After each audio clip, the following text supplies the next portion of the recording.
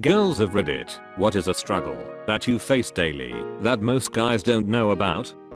Thinking about your safety all the time. Where you walk, how dark it is, where you park, who is in your general vicinity at all times. Parking at the mall? Don't park near a van.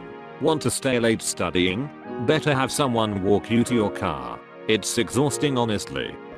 If I happen to run a few errands or god forbid go to school or work without my coupon and I run into someone I know, I get hey are you okay? You look sick. And then when I do wear my coupe and I look all cute and presentable, I'll hear, yeah guys definitely like the natural look better.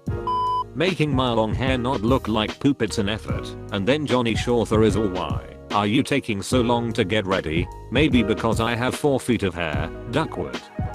When you're on your period and don't want to lug your entire purse to the office bathroom, I always end up stuffing a pad in my jeans or bra to hide it on my way there. In high school one of my male teachers asked a girl why she had to take her entire backpack to the bathroom with her. His face once he realized was priceless.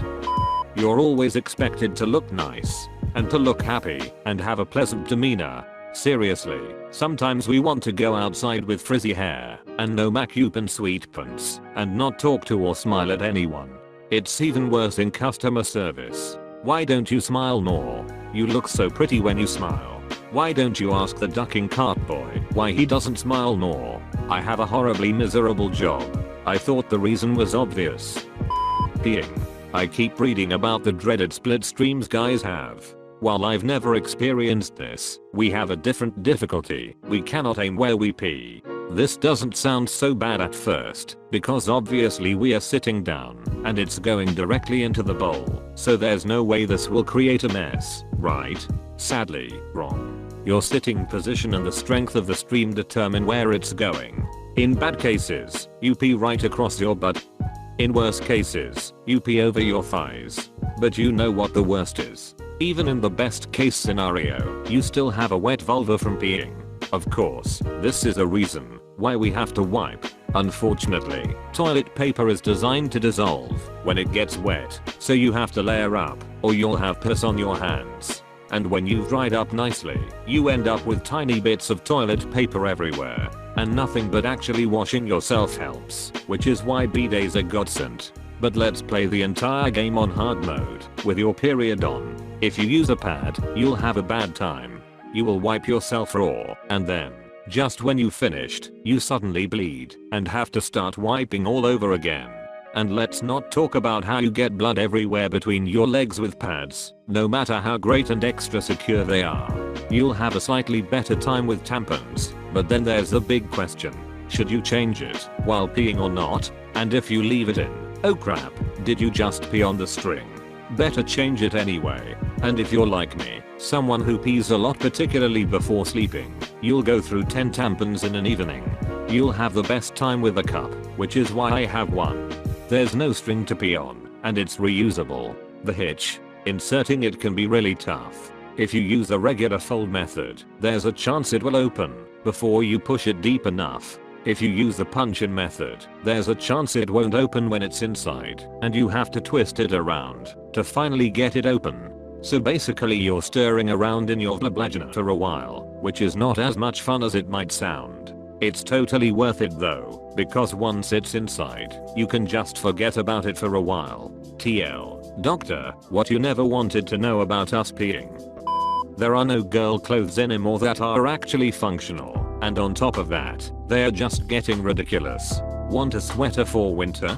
Best I can do for you is a thin, long-sleeved crop top. Need a nice dressy shirt for work? How about we make it see-through with gold-studded pleather shoulder pads? Looking for a new skirt? Try this spandex Disney princess-themed mess. When a guy's being nice to you, wondering if he's really a nice guy and you should accept, or he wants something in return and you should decline. This goes for bosses offering to meet up to discuss your career, a headhunter who wants to meet up with you after work to discuss career opportunities, a friend who insists on helping you move, your coworker offering to cover for your, etc. Probably the things we do to try and stay safe at night / sketchy places. Not going out alone, always being aware of other people, etc. I was walking with a guy friend out to his car at 3 AM, and when we got to it, he then pulled his key out of his backpack. I was surprised that he didn't have them out earlier, like before we left the library. He was surprised when I said that I always have my keys ready before I leave the building and lock the doors as soon as I get in. This is a more serious response, and I hope other women, and maybe men, have this as well. I have what I call spontaneous bursts of hatred. I overanalyze lots of things, and sometimes I'll suddenly just feel like one of my friends is the worst person on earth, and being near them makes me really upset. It only lasts temporarily, and I've been able to recognize when I actually hate someone, which rarely happens, and when I'm just spontaneously hating them, but it still ducks. Phantom cramps a week or so before your period. When your period cycle changes and comes a week early or a week late. PMS, it's just bad for everyone. And the worst. 4. Approaching your 30s and people reminding you the clock is ticking. How about shut the duck up? Getting things explained to you by men. Getting things explained to you by men. Because we started talking about thing. Because I'm an expert in thing, and dude is not, yet he can't ask me about thing for reasons I don't understand, and instead tramples all over the conversation explaining basic level stuff to me, the thing expert. This conversation could be a lot more interesting, and you'd know more about the thing afterwards, if you'd let me talk, dude. This is also called mansplaining, or being a giant bore. I have tattoos. One relatively large one on my shoulder, that has a lot of personal meaning to me. Apparently I was meant to consider how it may look on my wedding day, one day of my life which may or may not ever actually happen, or what my future children may think of it, when my favorite makeup product or perfume is discontinued. Having to think about a whole outfit. When I buy one item of clothing I point do I have shoes / a bag / accessories to go with this? The only contraceptive pill that works for me is expensive, because its lack of side effects are a luxury. It is significantly more expensive to have anything done to my hair, compared to a man. When the underwire in my bra breaks through the material, and jabs me in the breast. Not knowing if it's okay to text a dude you're into because you don't want to ruin the chase. Not knowing if it's okay to walk in front of a guy when he pauses in front of the door. Is he waiting for you to go first because he's being polite, or is he going to randomly start walking again and think you're a bee? Not knowing how to ask other men for advice. Dating without the fear that they'll think that you're secretly alluding to the relationship you have with them.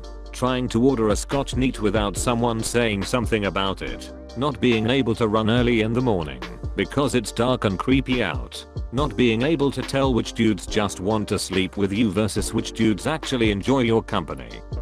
As a tall girl, being taller than some men.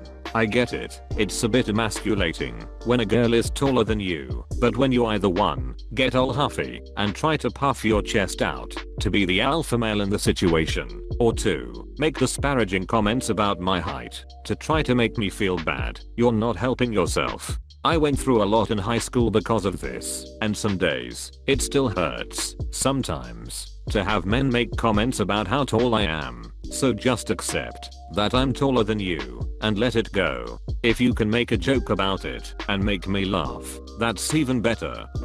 Being included in projects is a constant ducking battle. Oh, you're a woman, you must have nice handwriting. You do the writing for our group, and we'll do the actual experiment and the actual learning. What? You don't want to play secretary all through college? What a ducking bee. Shopping for clothes. I know it's a thing that girls love it, but it is one of the most stressful experiences for me. Anyway, first, sizes aren't standard, so knowing what size you are is impossible. I currently have 3 sizes of shirts and 2 of pants in my closet. Even if you do find your size, depending on your body shape it's either going to look amazing or ducking god awful. When I go shopping I usually try on upwards of 30 items and maybe buy 4 or 5 of them, and dressing rooms are always way too hot, and I get super sweaty, and sweat all over the clothes and it's disgusting, and I hate it. Second, shopping is really demoralizing, at least for me. I'm on the heavier side, and it is nearly impossible to find cute clothes in my size. Anything that is attractive stops at size 14, 16 if you're lucky. Go take a look in the women's section of clothing stores. It's full of sagging, shapeless, baggy, ugly clothes that looks good on no one. It's like they're trying to motivate you to lose weight by forcing you to dress in the ugliest clothing ever. So it really ducks finding a shirt or a pair of jeans that you love and trying them on and not being able to pull it off because you're too fat. It's the worst, and I'm not even that overweight.